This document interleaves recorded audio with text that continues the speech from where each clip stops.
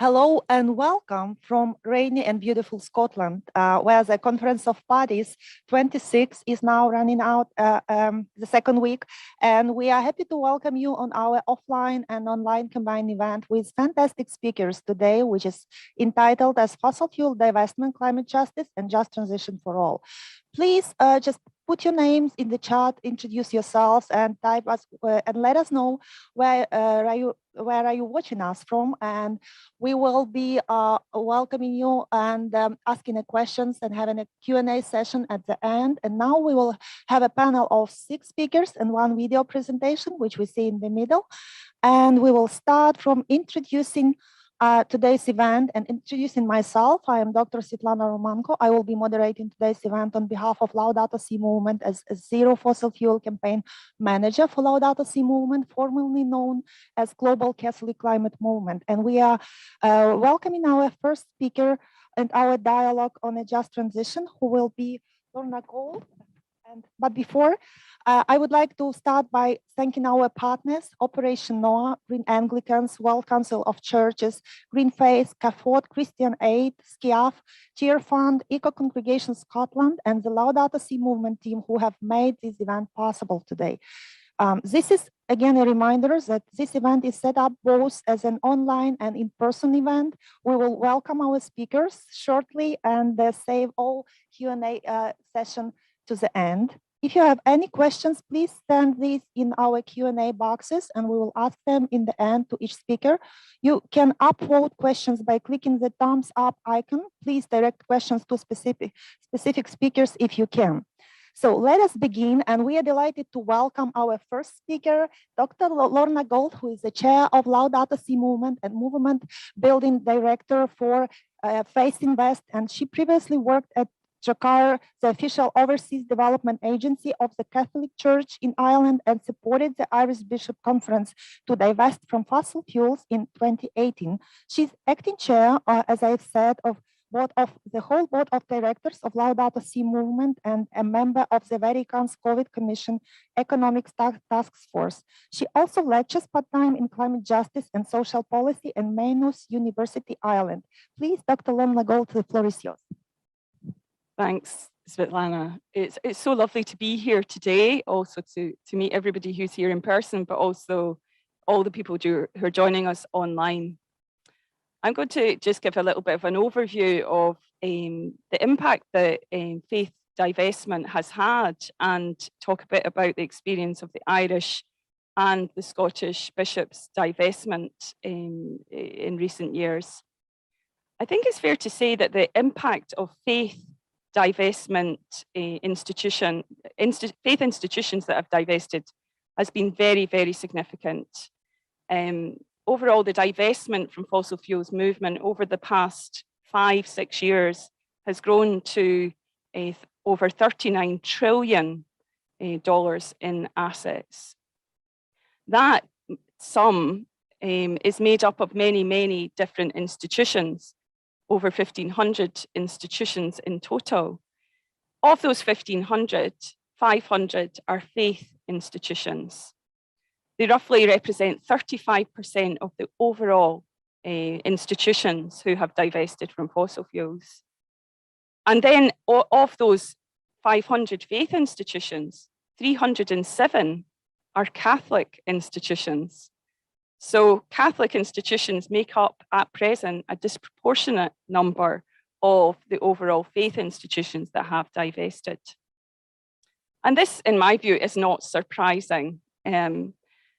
Faith investors have long been engaged in negative screening of their investments.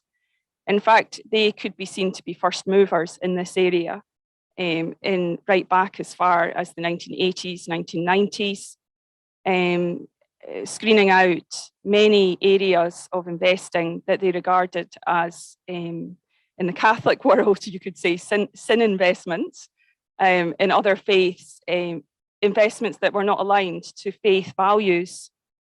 So faith institutions really make up the largest number of values-based investors that have taken the step to divest from fossil fuels. And it was a fairly easy in some ways step to make from a, let's say, from a kind of intellectual point of view, because if you're already engaged in screening out things that you regard as wrong, taking the step to screen out the most egregious offenders in terms of causing ecological damage was one additional step.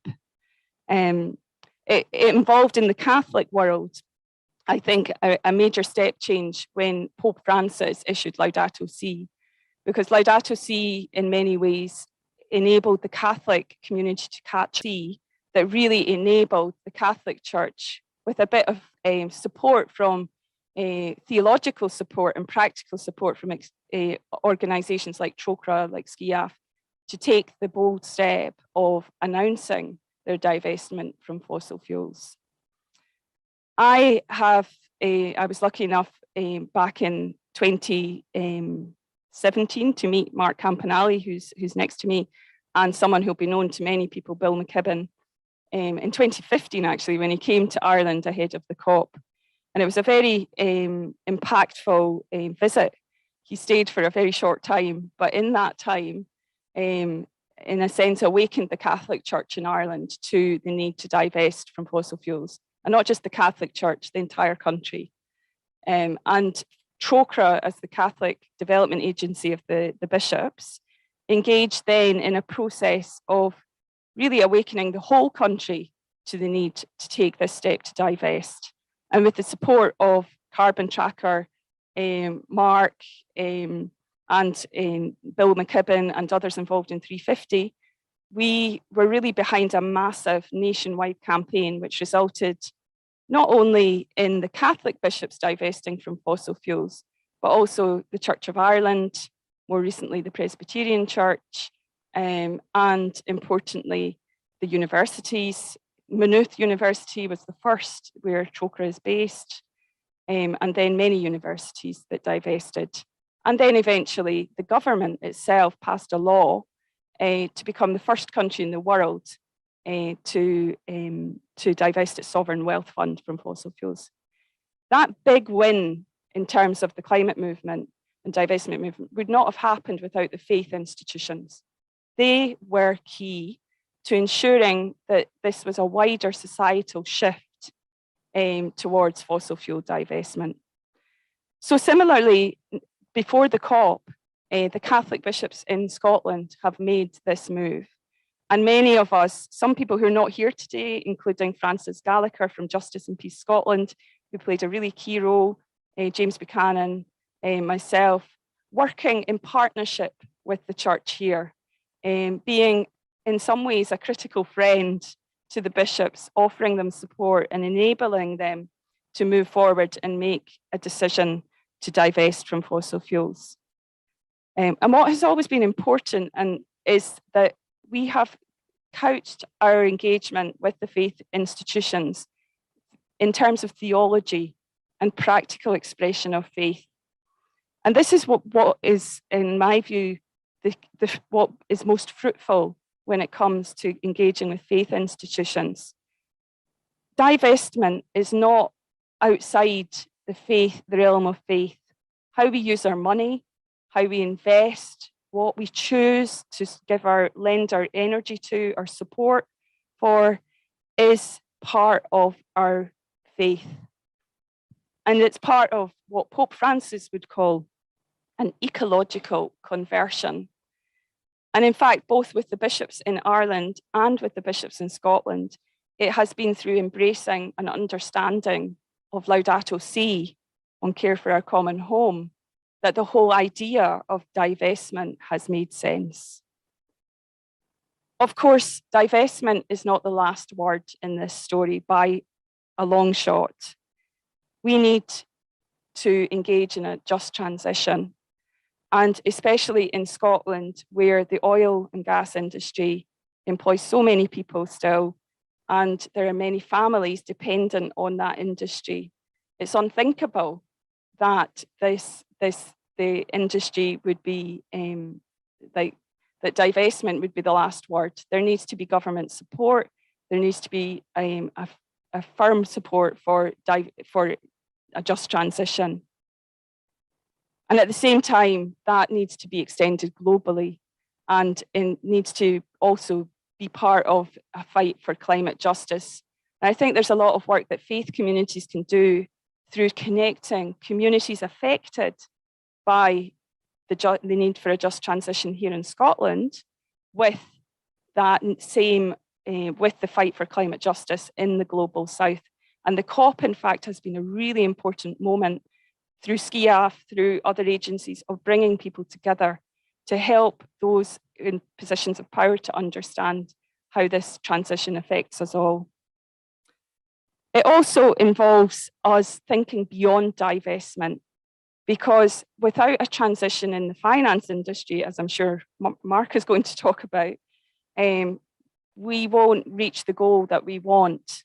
Divestment also has to lead to a bigger shift in terms of how faiths come together to think about what it means to engage as in faith and consistent with faith in how we invest. So a mixture of positive investing is really needed in order to tackle those big climate challenges and a just transition. And I'm happy to say that together with Faith Invest, Operation NOAA, and the Laudato Si Action Platform, a lot of thinking is now happening on how we can support the major faith bodies to rethink their investments and engage in a combination of faith-consistent investing in line with ESG, and also a much deeper commitment to impact investing, especially in the developing world. So we're at the start of a very long journey in terms of using divestment as a springboard for a wider transition in terms of systemic change as part of the global transition of finance that's needed to deliver our climate goals. But I think that the key thing here is that faith matters. Faith institutions matters. Faiths are major stakeholders in the financial world. And what we as faith do can send a huge prophetic message, but also a substantial message in terms of finances in this fight against climate change and for a livable future. Thank you. Thank you so much, Dr. Lorna, for invaluable, very valuable insights and interconnection you've made between climate justice and just transition, and of course, divestment from fossil fuels, and going even beyond and to achieving ending fossil fuels in upcoming years. Accordingly to IPCC report, Humanity, which I believe we all just well know about. So, and now I'm going to hand it over to Mark Campanale, our next speaker, who is the founder and executive chair of the Carbon Tracker initiative and conceived the unburnable carbon thesis. Prior to forming Carbon Tracker, Mark had 20 years experience in sustainable financial markets, having served on the World Business Council for Sustainable Development Working Group on Capital Markets, leading up to the 1992 Earth Summit, as well as the steering committee of the UNEP Financial Sector Initiative. Mark is the founder director of the UK Sustainable and Responsible Investment Forum and a visiting lecturer at the University of Cambridge's Sustainable Finance Program. Mark, it's over to you. Thanks for that kind introduction. I was in a cab on the way to a reception here at the COP, and I was chatting away with the taxi driver, and he was driving a diesel taxi. And I was asking him, well, how much does it cost you to run your diesel taxi? And he was saying he spends about £200 a week on just diesel, just to take people around town. And then he's spending around £300 a week on leasing this taxi. And I was sort of thinking about it, because we're in the middle of this huge clean energy transition. If you'd switched your car to your cab to electric, you're going to be spending probably about £40 or £50 a week, and the lease cost is going to be probably half. And so when we were talking about it, and the only thing really preventing you from making that leap is there's a more expensive cost of the cab. But I can see an immediate pathway that the world, when we move to a low carbon future, is just going to be so much better for the citizens. So, I mean, the papers today with high gas prices, people are saying, well, you know, renewables is never going to deliver this, and we're paying these ridiculous high gas prices. And the problem is not too little fossil fuels. It's too much fossil fuels. We've got the world, a few suppliers like Russia and Kazakhstan and a few other countries dictating our prices. But if we had clean energy, which is just getting cheaper and cheaper and cheaper, there's going to be this fantastic dividend to be paid to the ordinary citizen in terms of more stable prices and cheaper costs. And I open those remarks really because we're the first generation, if you think about it for a minute, we're the first generation in human history to not have to burn something to heat ourselves or to cook or to go from A to B. We can do all of that. We can move from A to B with an electric car using electrons. We can heat our homes and we can power ourselves and we can cook. So we're going to be living in a very, very, very different world. So the great optimism that I have is that renewables are just getting cheaper and cheaper and cheaper. And that has to be the good news. And the real question that we face is, can we deploy our financial resources, whether it's a pension fund or the assets of faith groups, the churches here, into this clean energy revolution? So I really want to sort of make sort of three remarks. One is the first on the science. How much CO2 can we release before we go through different warming? What is the fossil fuel industry doing? We need to talk about it. The third is how the technology revolution is changing the way investors think about the sector. And then if I have a little bit of time, I want to talk about how we come to the end of the fossil fuel age. So carbon budgets.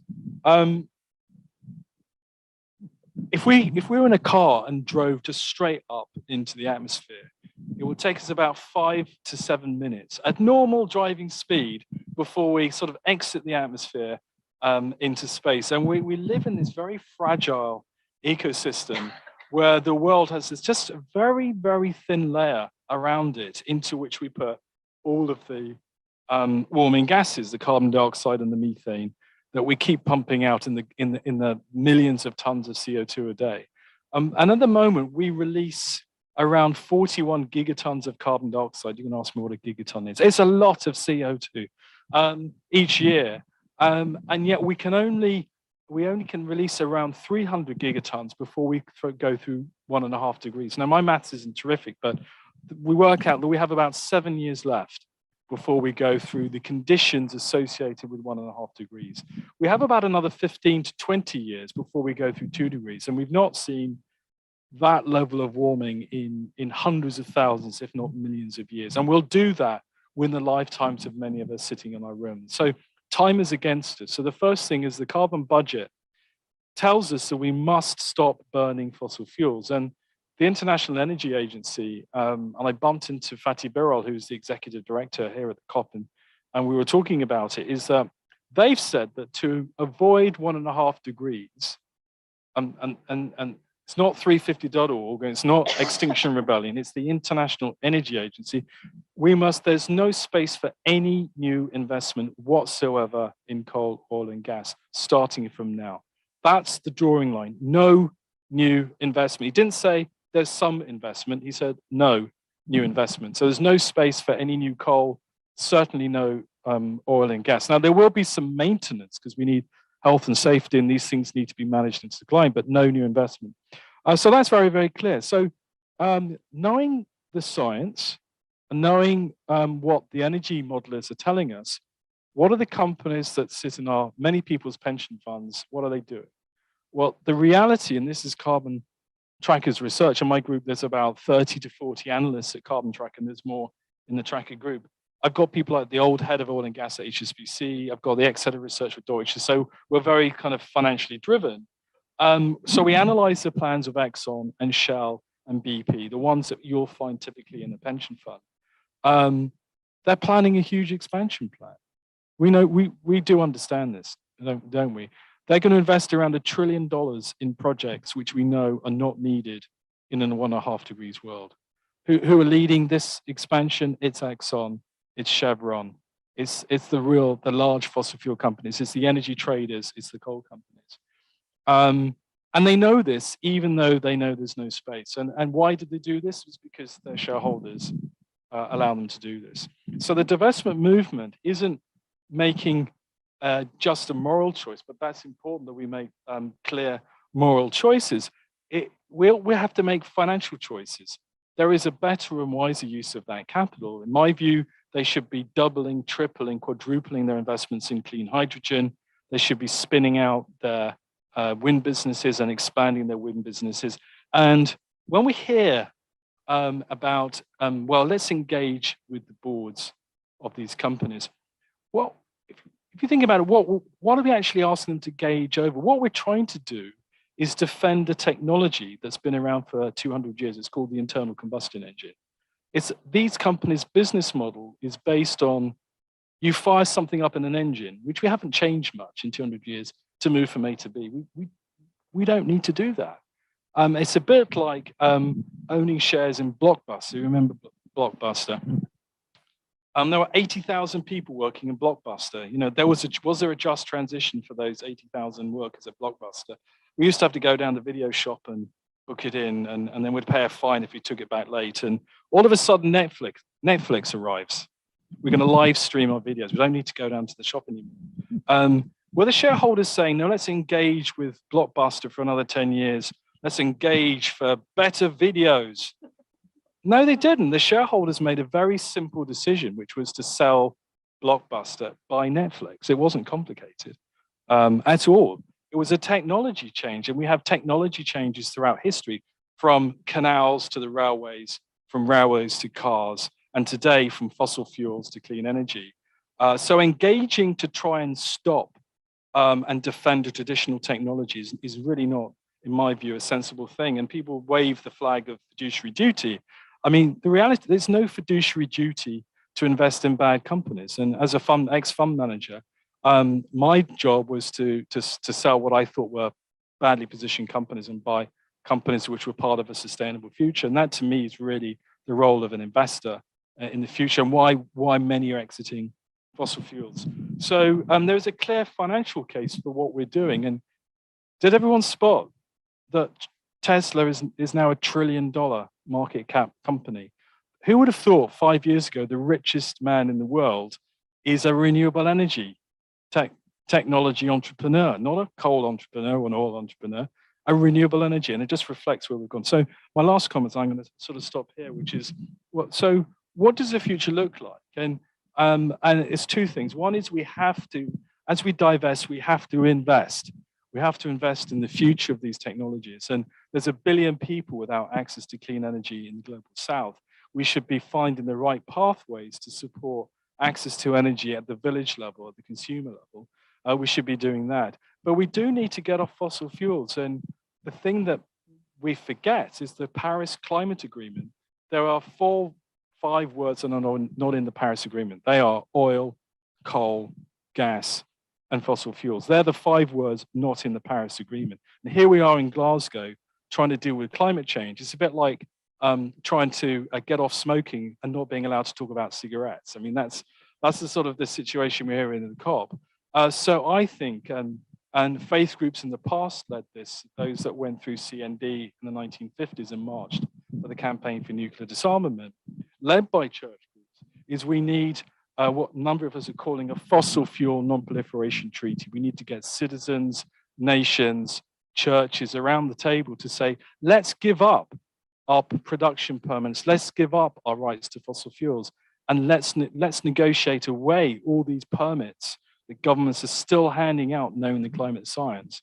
And let's have a citizen-led agreement that drives governments to talk about the real problem here, which is the fossil fuel industry. And let's be clear about that's where the challenge is. Thank you very much. Thank you very much, Mark, and thank you for making this very visible and really clear that we must stop and end all fossil fuel exploration and expansion, not only in our countries, but also in the countries of the global south, as you've said, and investing into renewable energy, because there are a lot of opportunities for clean and green investments, which I assure will become a moral and ethical choice for not only for our faith institutions, but for many people who will be joining our powerful faith movement in the next years as well on divestment and green investment. And continuing this story and continuing this narrative which will lead us to a clean energy future. I would like to invite all of us to see a short film from Bishop of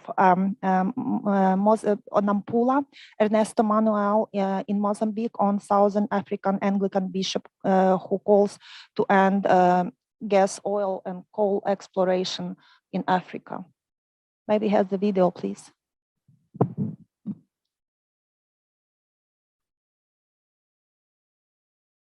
I am Bishop Manuel Ernesto, the Bishop of the Anglican Diocese of Nampula and the Cabo Delgado in northern Mozambique.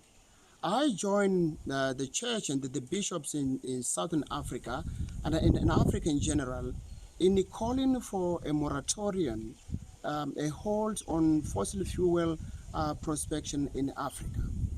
Fossil fuel prospection comes with a high environmental and social costs. We know that the prospections are happening in a very sensitive areas with rich ecosystems.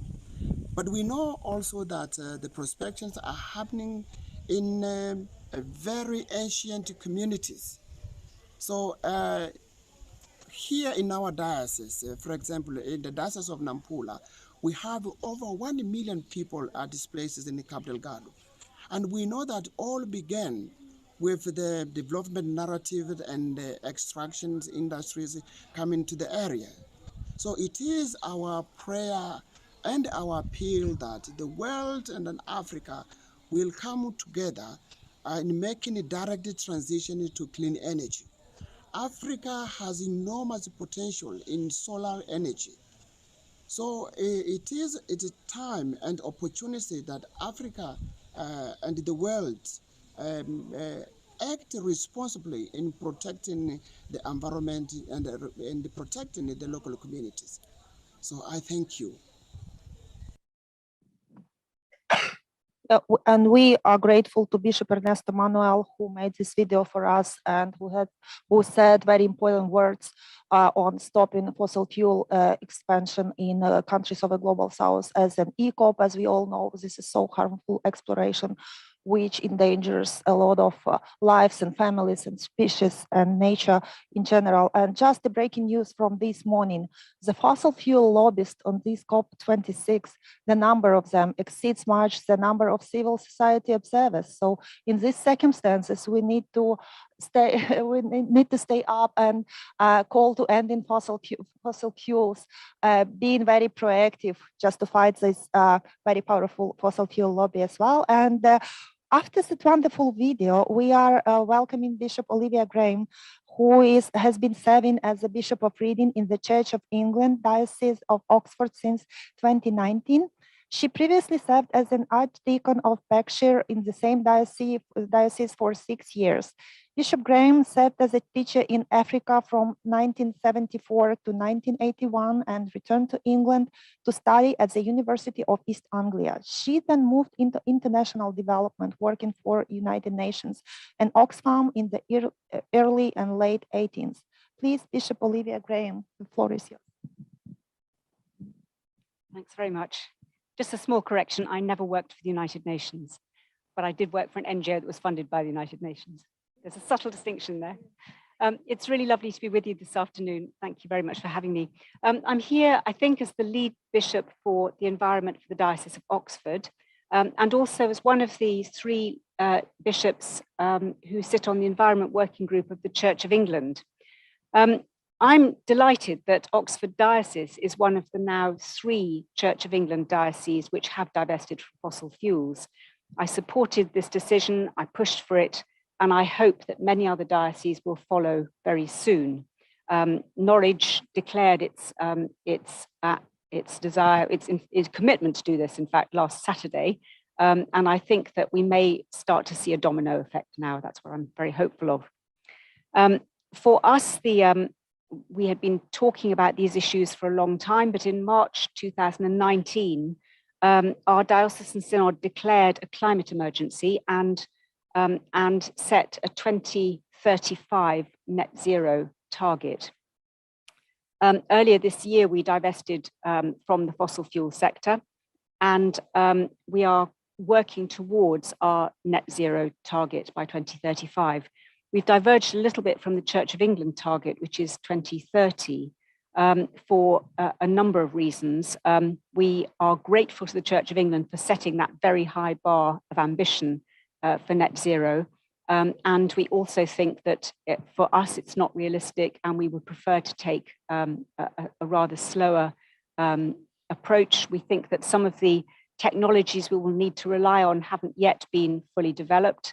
And it's better to not spend money and then have to spend it again a little bit further down the line. So I can provide information for anybody who wants to know the whys and wherefores of that, but that's where we are.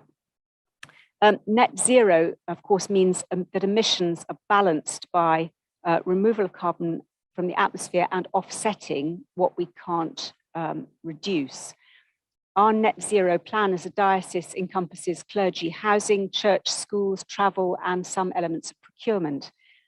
And we've prioritized genuine reductions for a wide range of activities over offsetting, and a wider range of in-scope activities. That's partly why we've got a 2035 target. Net zero is a difficult and complicated business. I had no idea when we went into this exactly how many spreadsheets it meant.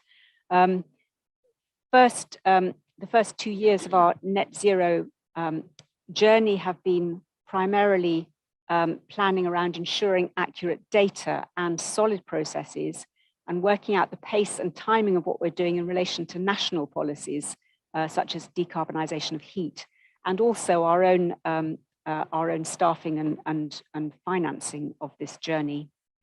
And we're also working hard to help parishes, which you may or may not be aware are self-standing charities. We don't control them in that sense as a diocese. We're helping the parishes to assess and plan for their own pathway to net zero.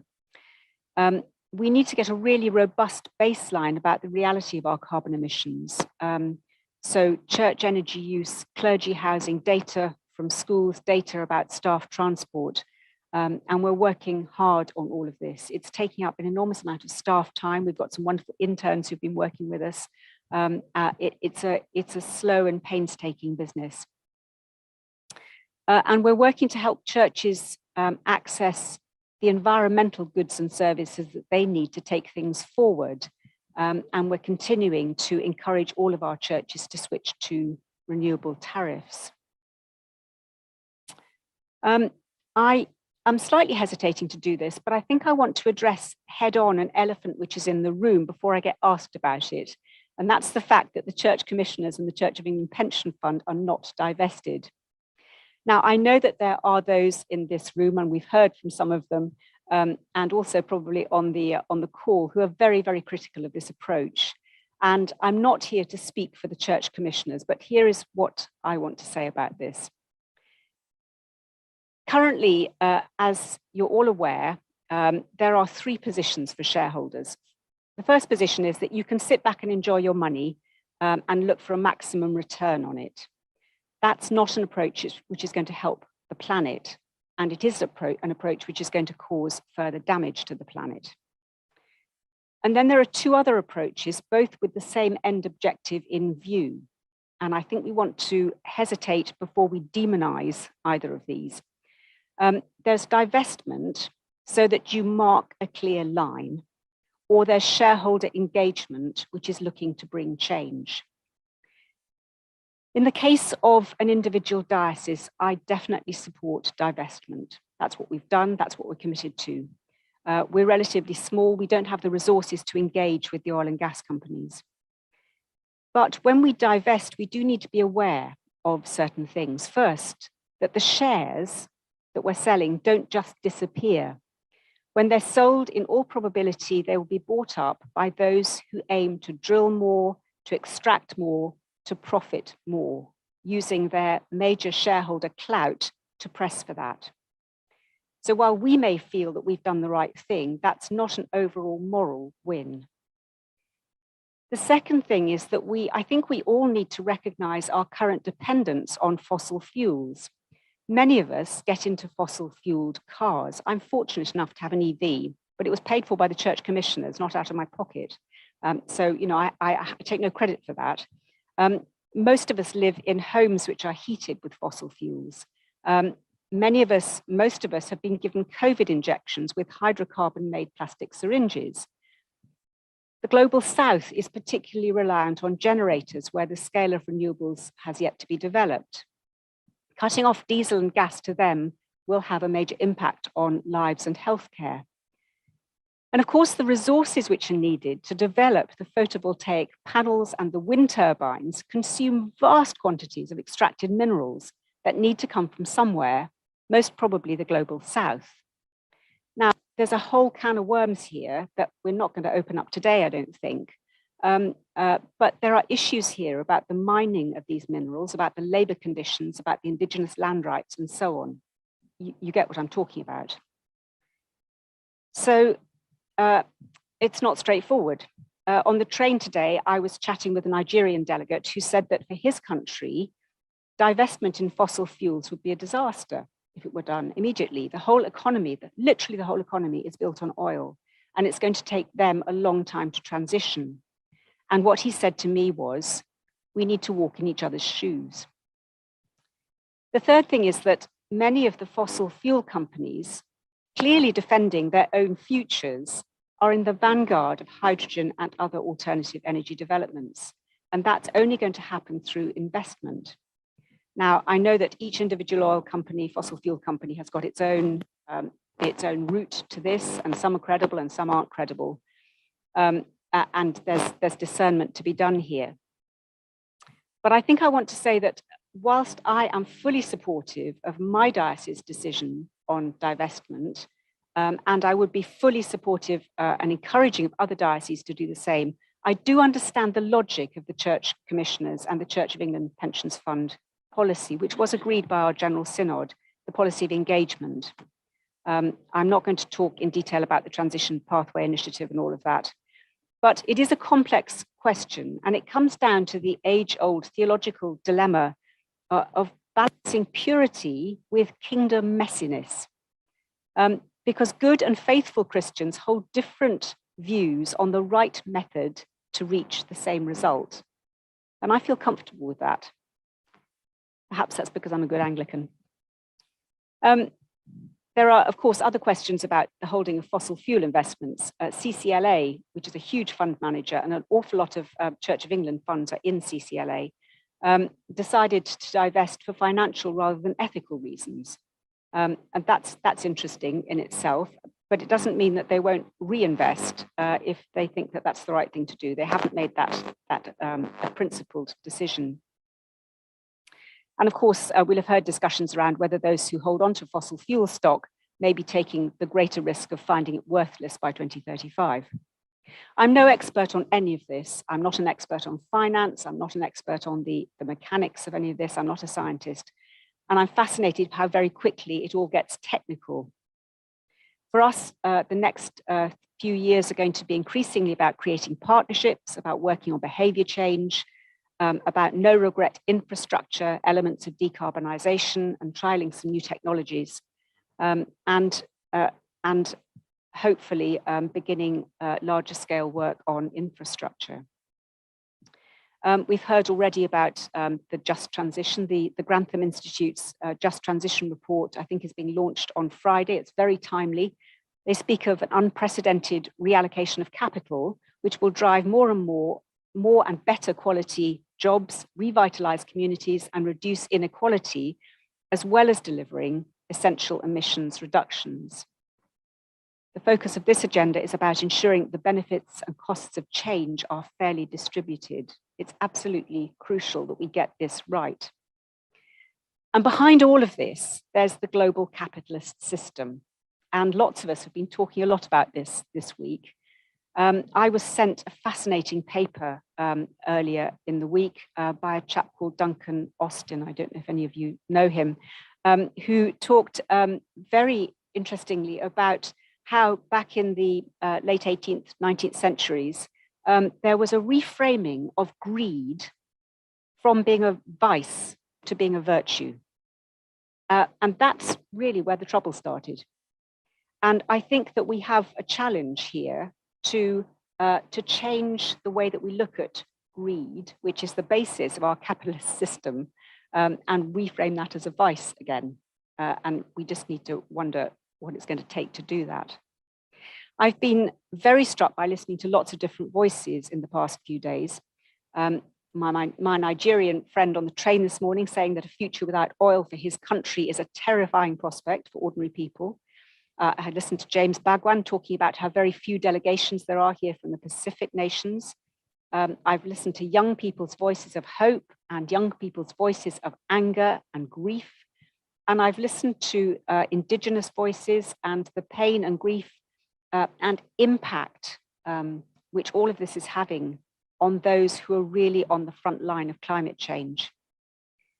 The average Anglican, I am always told, is a 30-year-old woman living on less than $4 a day in the global south with a 50% chance of living in a conflict zone, and whose life is probably already affected by climate change. We heard on one of the calls this morning a reminder that the average person on earth, whether that's the average indigenous person or the average Christian or the average Muslim, is somebody who is poor and vulnerable and affected daily by these issues. They're incredibly important. I've done a great deal of praying this week. I've prayed with the Earth Vigil, I've prayed in the cathedral, I've prayed with the Teze community and with the Archbishop of Canterbury and in the streets and on the march on Saturday. And I am convinced that prayer is essential if we are going to make progress on the technical and the political and the spiritual challenges in all of this. There's a massive power in faith communities joining up. 84% of the population of the world belongs to a faith community, and we represent them. That's a fantastic responsibility, but it also means that there's a fantastic constituency there. We hear an awful lot about the technical challenges of transition and about the detailed and careful accounting and the sweat and the talk and the concentration and the sheer hard work of it all. But the challenges that we face are above all spiritual ones. And my prayer for this COP, and more especially for what lies beyond it when we all go home on Friday or Saturday, is that we will each divest our hearts of greed and apathy and hopelessness and selfishness, and that we will invest in our hearts in faith and hope and love and courage and generosity and justice.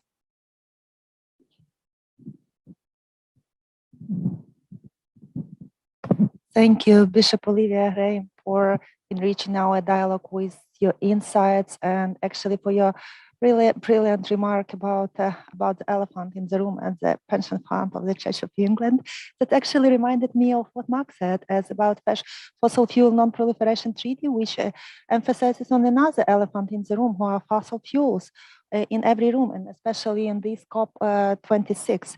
They are also very much present but invisible. So what we need to do, as you said, it's to open our hearts and minds to justice, to climate action, and act individually and collectively, divesting from fossil fuels and investing into renewable and clean energy, which is possible. And better world is definitely possible. And the last to add on green jobs, because jobs are a part of green transition, and actually everyone is worried about jobs and losing jobs, especially in coal-based regions. So accordingly to international labor organizations, of course, we will lose 60 million of jobs based on coal, oil, and gas, but we will get few times more, over 100 million of jobs in green energy sphere, and maybe this number can also grow exponentially to billion on numbers. So we are ready to lose those jobs for a better future and for creating a green future for next generations and for our families and for some other families which will come after and will live on this planet. So I am very delighted, and we are very delighted with partners to invite to speak Pastor Ray Minniecon, who is the pastor of Three Indigenous Ministries and St. John's Anglican Diocese of Sydney. He traveled far to be there with us today, and we appreciate this very much. And he is a descendant of a Kabi Nation and the Gurung Nation of Southeast Queensland, who made an intervention in the 1995 UN Convention in Geneva on behalf of indigenous people at the first hearing of the draft declaration of the rights of indigenous people. He's a director of Bunji Consultancies, which supports leadership, business initiatives, and community development projects, and founder of Kafura Private Aboriginal School. He's currently working locally and internationally on climate advocacy issues on behalf of indigenous and Torres Strait Islander people. To you, Pastor Ray Minniecon.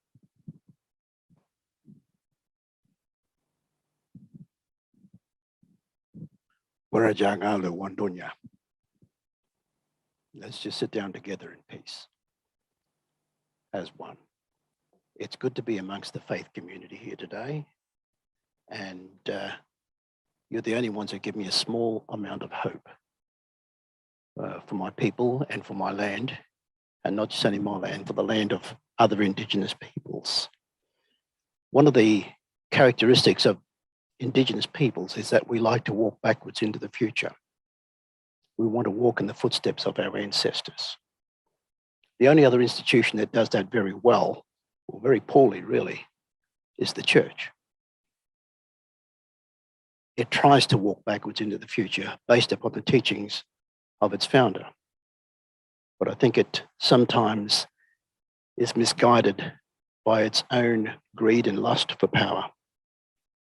And it's one of those things that I'd like to just mention to you as indigenous peoples globally, that one of the things that sits behind this particular conference, COP, as well as the United Nations, is the things that we call the Doctrine of Discovery.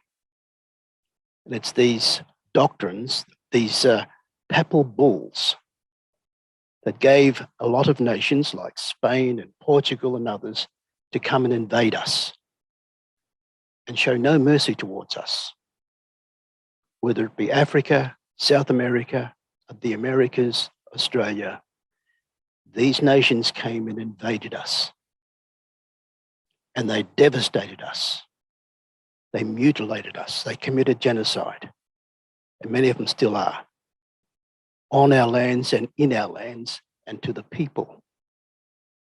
And it's this particular doctrine, the Doctrine of Discovery, that gave these nations then permission to come up, not just only to take over our lands, but to institutionalize that to the ways in which they've designed their constitutions, whether it be the American Constitution, the Australian Constitution, or the Canadian Constitution. It's based within this lie called the Doctrine of Discovery. And they have then taken over our country. And so this doctrine came out of the church. It started by the Pope in the 14th centuries. And we're asking the churches to make a serious apology about this, to walk backwards into the future seriously with us. And in that apology, to make it based upon Zacchaeus principles.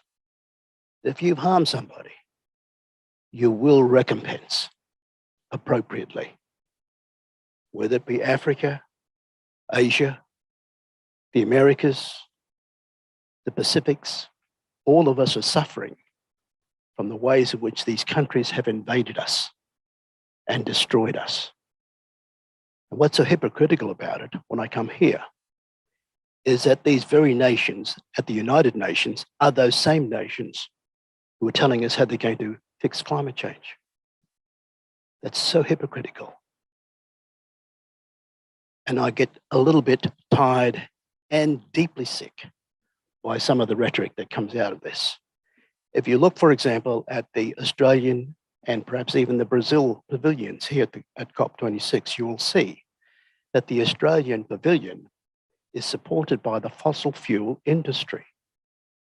And they've come over here to show the world how they're going to fix climate change in my country, on my land.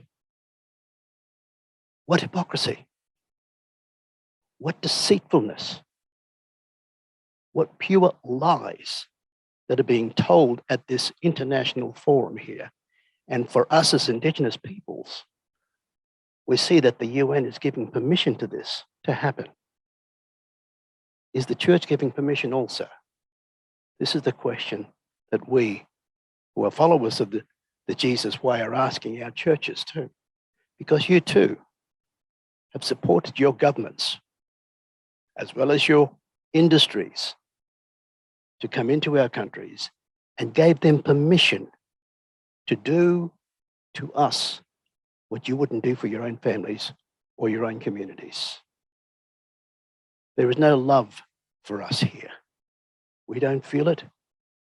We would love to, but we don't feel that love. Not from our brothers and sisters in Christ. And so we sit in our pain and our suffering. We bury our dead daily.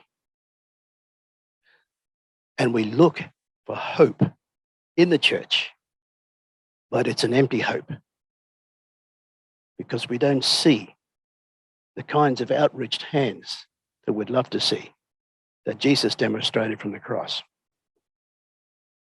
And so we appeal to you again.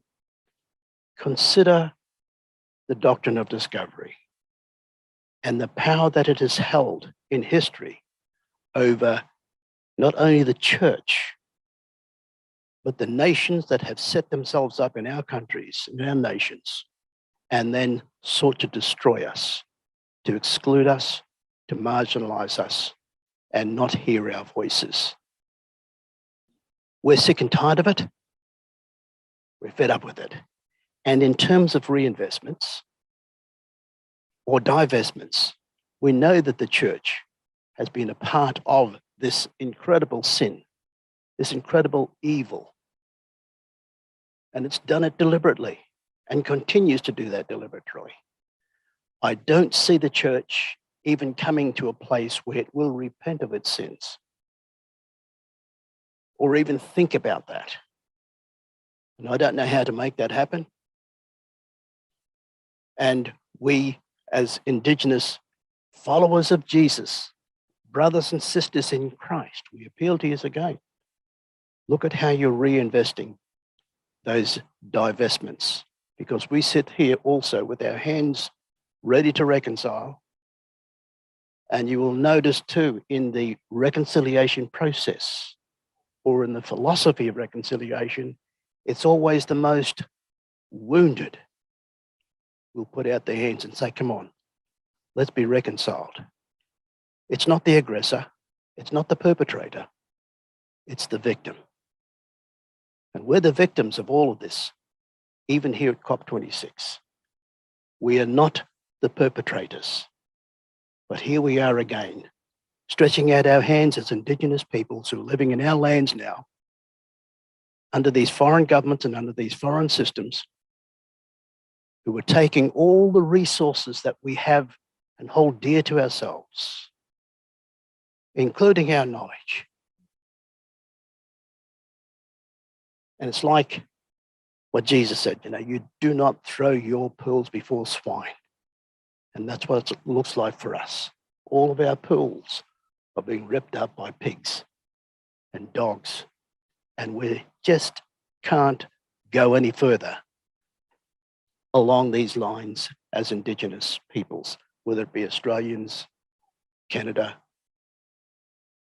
America, South America, even the Maori people, and in the Pacific too. They're our family, and they have been totally wounded. We are suffering terribly, spiritually as well as physically, and we're also seeing our lands destroyed by this incredible thing called this climate crisis. So I come here with faith, but I don't come here with a lot of hope. Thank you.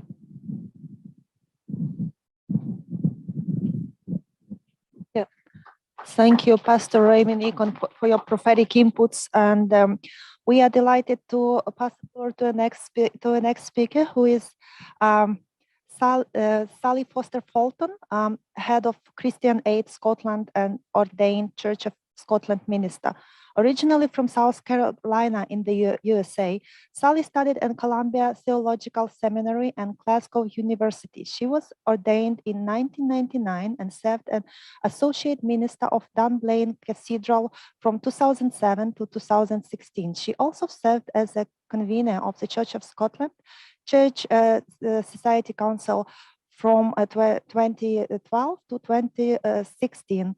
Please, Sally, the floor is yours. Thank you. And I just want to take a minute and say straight up that there is nothing that I have to say that is more important than what we just heard. And what we really, really need to do is stop and listen and learn from our sisters and brothers in the Global South who have had nothing to do with this, but are suffering every single day, because of what we have done. And now we know what we've done, and we have to stop. I know that this is messy, but I have to say, the science is telling us we don't have time to play around. We don't have time to take our time. We have to make these changes yesterday. And that's going to be really hard. And it's hard because absolutely there's greed involved. It's going to be hard because change is hard. But we have to do it. James asked me to come and talk briefly about the Church of Scotland's route to disinvestment in fossil fuel, and I will do that, but I think maybe what I can add to this is some of the lessons we learned on that rather torturous route to disinvestment. The Church of Scotland has debated this since 2018 at every General Assembly. It has come from the floor of the General Assembly. And so I think what that is saying is from the grassroots up, people have been saying, we need to pay attention, we need to disinvest, we need to take this seriously. And every year it was defeated at the floor of the General Assembly. Until this year, the Investors Trust made a financial decision to disinvest in fossil fuels because they are not financially viable. The good thing is that the moral imperative has been pushed into that space. And so we will not reinvest, because the door was still open, but we will not reinvest in fossil fuels unless the Investors Trust and the Faith Impact Forum of the Church of Scotland agree that that company is aligning to the Paris Agreement. Now, my personal opinion, and it's very personal, but that's okay, I think we're all entitled to them, is that we need to shut that door and lock it and say that because of our moral obligation to our sisters and brothers, we will not invest in fossil fuels again. End of. And I hope that that's something that the General Assembly will do.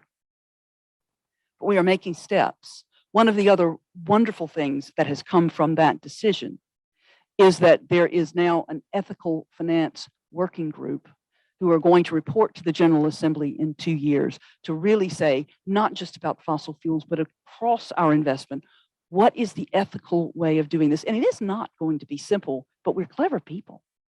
And you have to start somewhere. And so in the next 2 years, the Church of Scotland will deeply grapple, not only with fossil fuels, but with our investment portfolio in its totality, which I think is great.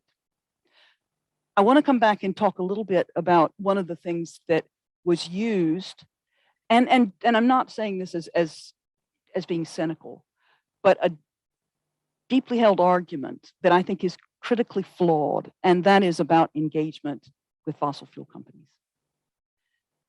The church has for a long time had negative screens in place. Negative screens. We will not invest in arms, tobacco, alcohol, gambling. We won't do that because the core purpose of that company or that investment is having a damaging effect on society. We know now that the extraction of fossil fuels is having a damaging death-bringing effect on our communities, and especially our sisters and brothers in the global South. So what we are saying is not demonizing. What it is saying is we will not invest in that because that's not the future we see. We will not do that any longer because our future and our present is at a different space, and that's where we need to invest ourselves. I also would challenge the idea that if you take your money away, you lose your voice, because actually you come with a different voice. The church has had a profound impact on alcohol, tobacco, arms, but we don't invest our money. That does not mean our voice leaves. It means we come with a different voice. So I would say, whether we disinvest or not, we need to talk, but that gives an authenticity that says we see our future in a different way. I think that there is a really important next step, and that's where we invest.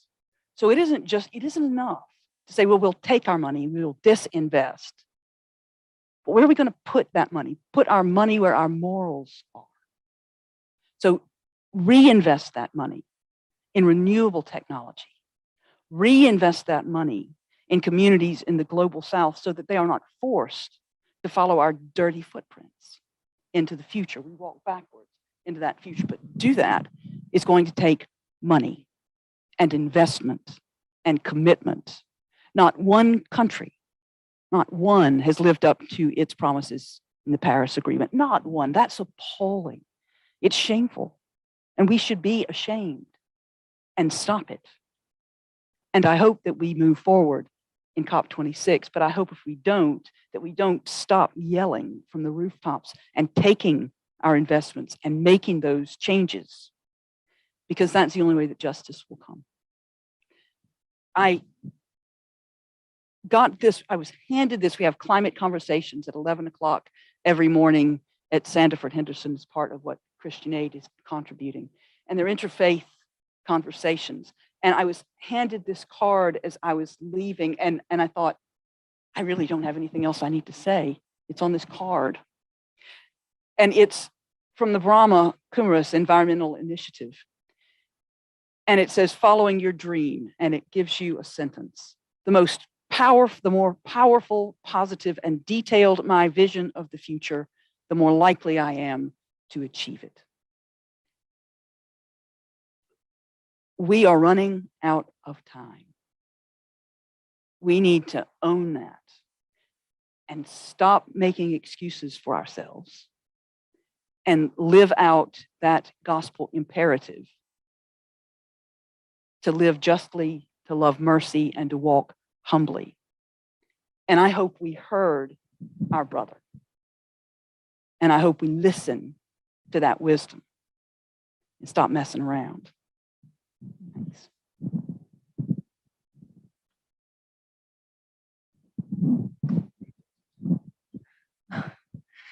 Thank you so much, Sally, and all, because that's incredible dialogue we are having right now, and there is a lot of food for thought which is enriching our time right now and our minds right now. But I hope we will have time afterwards for questions and for some sharings. But now I would like to invite to speak our speaker, James Buchanan, right now campaign manager from Operation Noah, who previously worked for the Church of England as project coordinator of the pilgrimage to Paris ahead of the UN climate talks in 2015. And he has also worked for Christian Aid and CAFOD.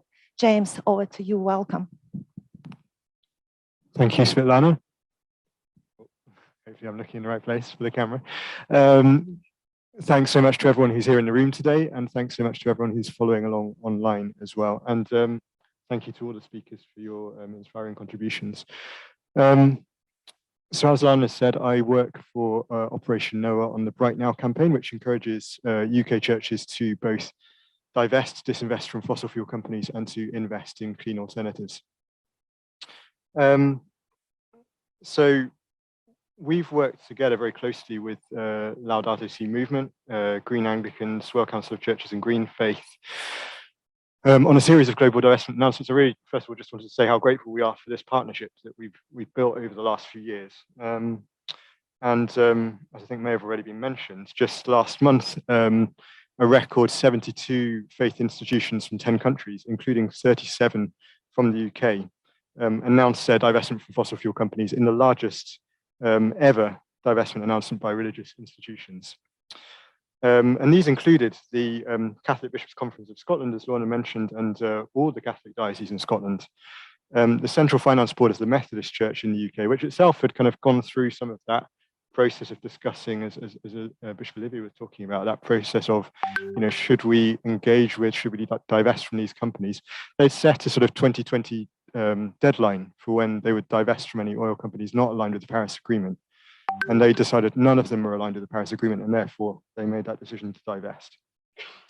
As well as that, a number of Catholic dioceses in England and also in Ireland, and 2 Church of England dioceses, Truro and Soda and Man, the Presbyterian Church in Wales and the Presbyterian Church in Ireland, and 3 Buddhist organizations in the UK. And we were really delighted to see that multi-faith element of this global announcement as well.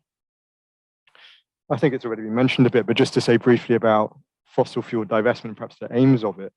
So it really seeks to remove the social license of the fossil fuel industry to continue exploring for new reserves of coal, oil and gas when the vast majority of known reserves, as Mark has said, need to remain in the ground.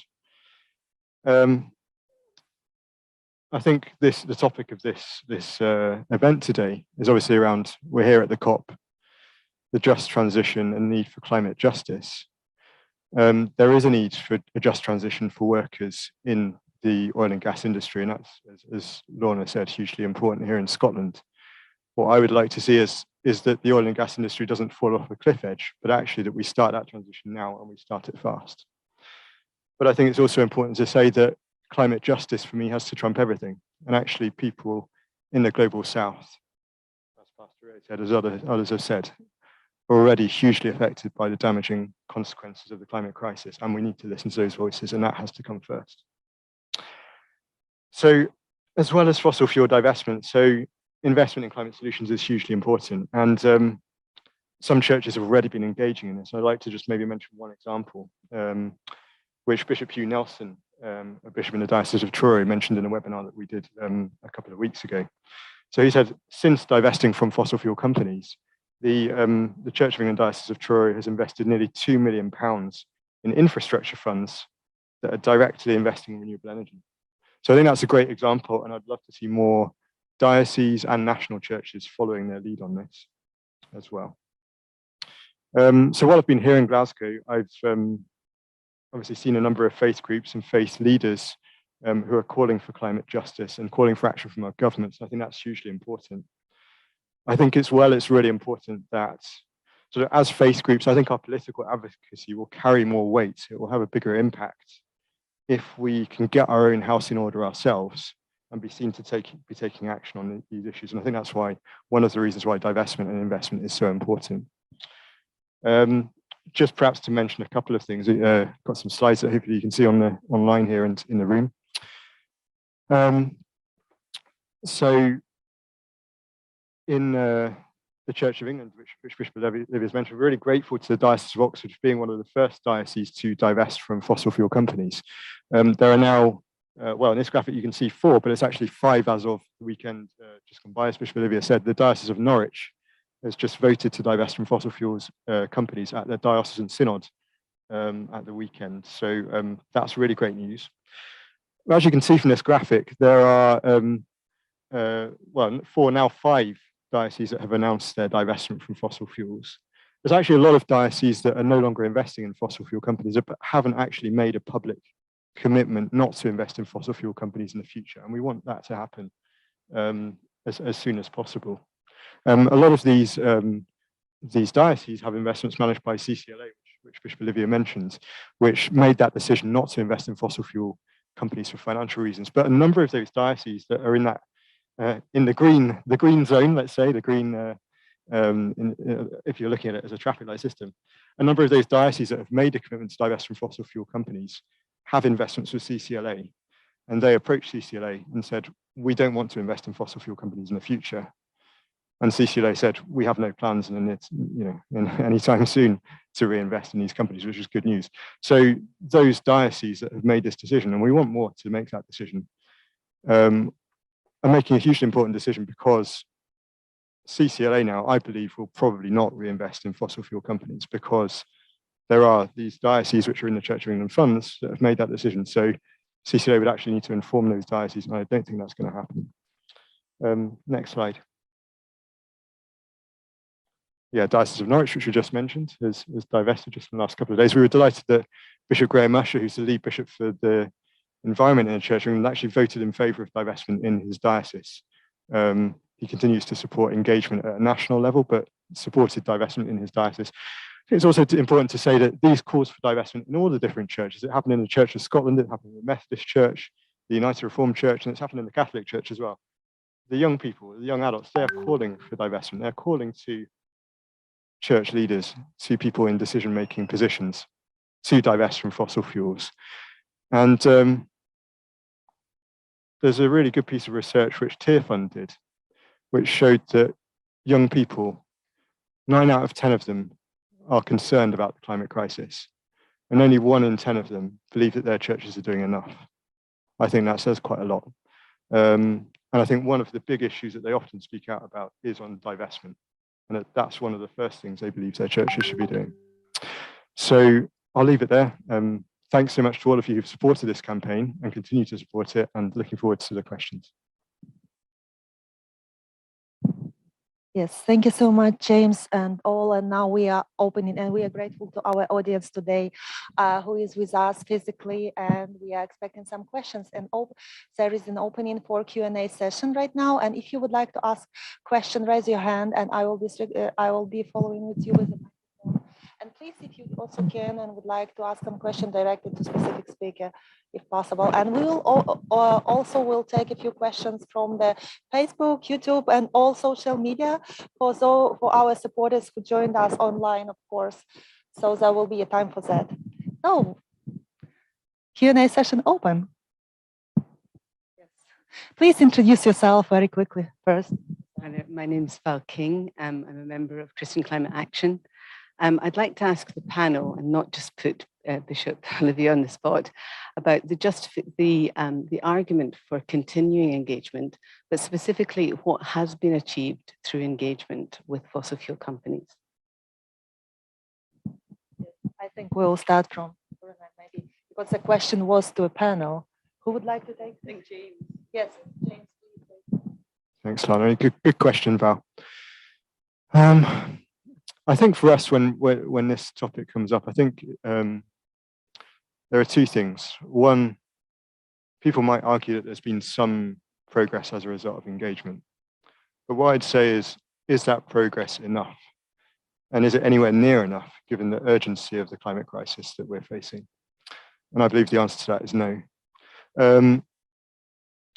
And I'll just give a couple of examples from specific companies, because I do think it helps to get into specifics. So to give a couple of examples, Shell is planning to increase gas production by 20% in the next few years. We need to reduce oil and gas production, not increase it.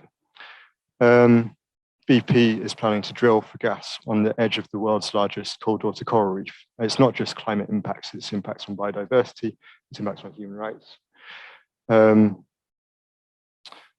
Bishop Manuel Ernesto has spoken about the impacts of the climate of Total, the French oil company in Mozambique, which led to displacement of hundreds of thousands, a million people.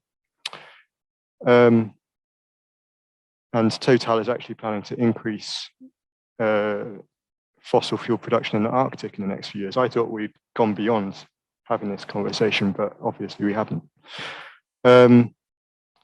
And in terms of ExxonMobil, maybe I could just briefly mention that the church commissioners are still invested in ExxonMobil. And along with a group of other shareholders, did manage to get 3 directors on the Exxon board changed a few months ago. But I would like to hear what progress has there been from Exxon in the last 6 months. I've heard nothing, heard absolutely nothing. So, I think what I would add that I do appreciate those who are pursuing engagement with the fossil fuel industry are good people. They're seeking to achieve change. But I just believe the time for that has passed now, and it's time to divest.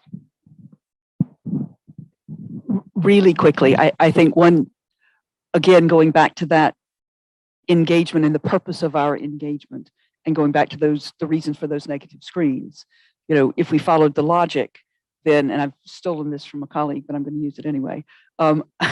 If we follow that logic, then we should keep our investments in tobacco and alcohol and try to work from within to make it a little less bad. So I think, again, it's what's the purpose of that engagement, and do we need to be invested in that product in order to engage? And I think the answer is no, we don't.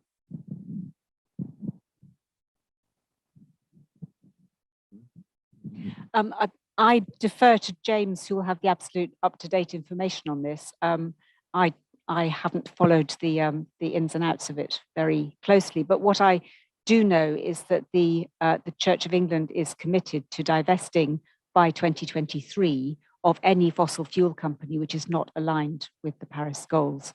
So it isn't an open-ended engagement. It's an engagement that has staging posts and has an endpoint. And that's why I think it's a credible pathway to tread. It's not the one that I personally believe in, but I understand what they're trying to do. Yeah, so the engagement I think we should be thinking about is changing boards to close the companies down, wind them down. That's what we should be doing. And people throw back at me, well, what about all the renewable energy investments they're making? Well, let's be clear about that. Typically, it's about 5% of their investment is going into renewables. The other 95% is going into more fossil fuels. Now, if you look at that as a percentage of their balance sheet, that's typically about 1% of their balance sheet. That doesn't tell me that these companies are in transition. It's these huge expansion plans that James described that most concern me. Now, last week, you may have seen this, a hedge fund in America, which in capitalist in tooth and claw, bought $750 million of Shell to break it up. And what they're planning to do is to have a growth company, which is the renewables part, and then a wind down part. And we need to be talking about winding companies down. Now, if investors, whether it's the Church of England or anyone else, is saying we're engaging to close the companies down, thumbs up. But I haven't heard them say that.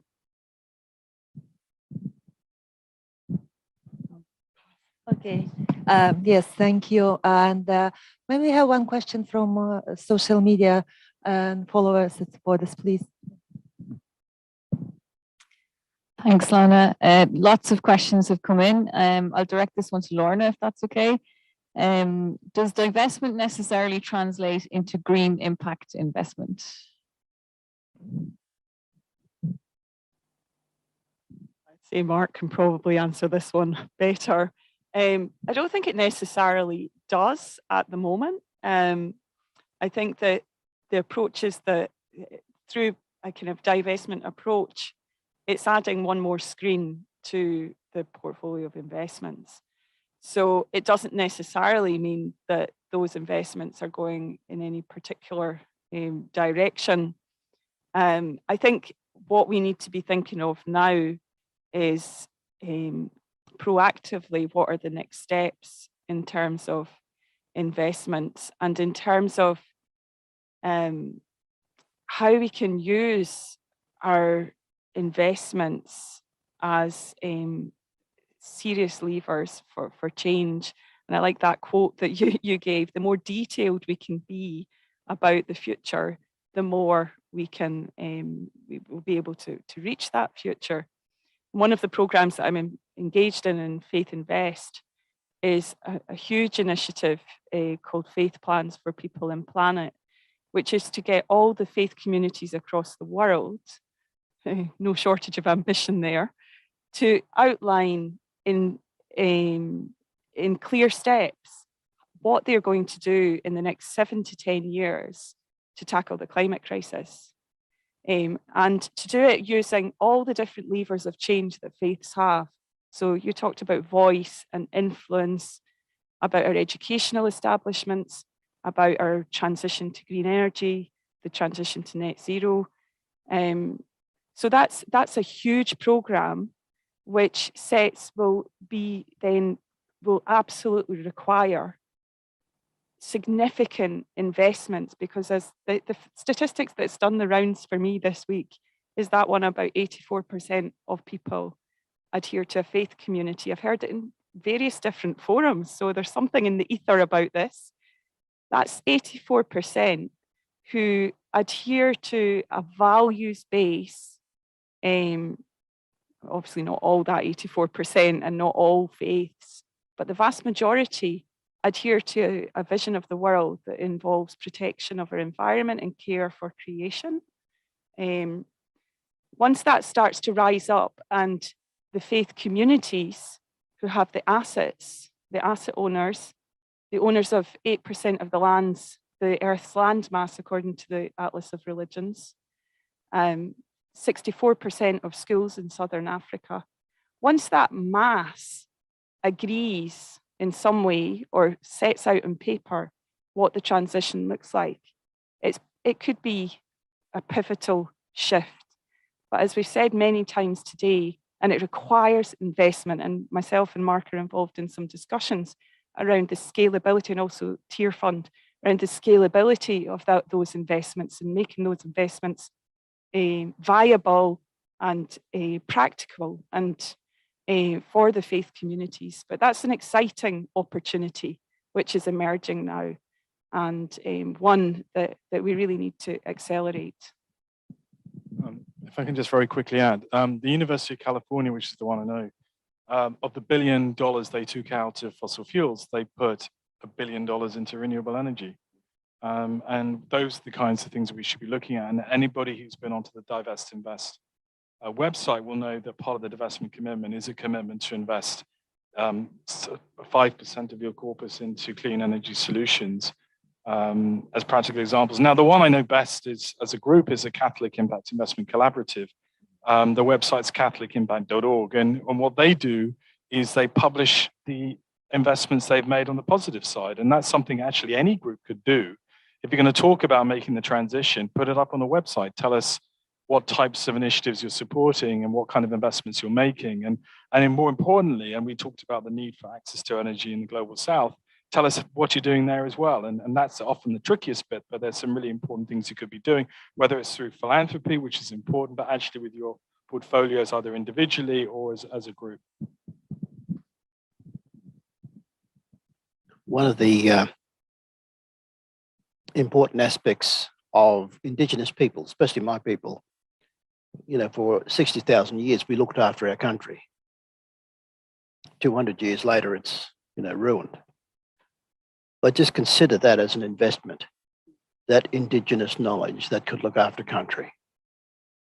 They can show the world how to look after God's creation, because that's our relationship. That's who we have our trust and our faith in, is our Creator, not in the ways in which even the church is dealing with God's creation.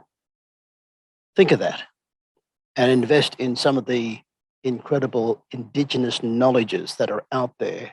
I mean, I'm part of a global university that we're trying to skill up our young people, and we're not part of this whole knowledge base that you're talking about. It's a bit beyond our scope, and perhaps even a bit beyond what we would like to see as our solutions to this global crisis. But we know our knowledge. We know how to look after country. We know how to turn this around, because it's knowledge that we got from our Creator. It's not knowledge that we got out of a book or some other study. We got it from our Creator and from our elders. That's why we walk backwards into the future in the footprints of our elders, because they taught us this. And we want to put that kind of knowledge back into this incredible debate that's going on. But I know that our voice doesn't seem to get heard.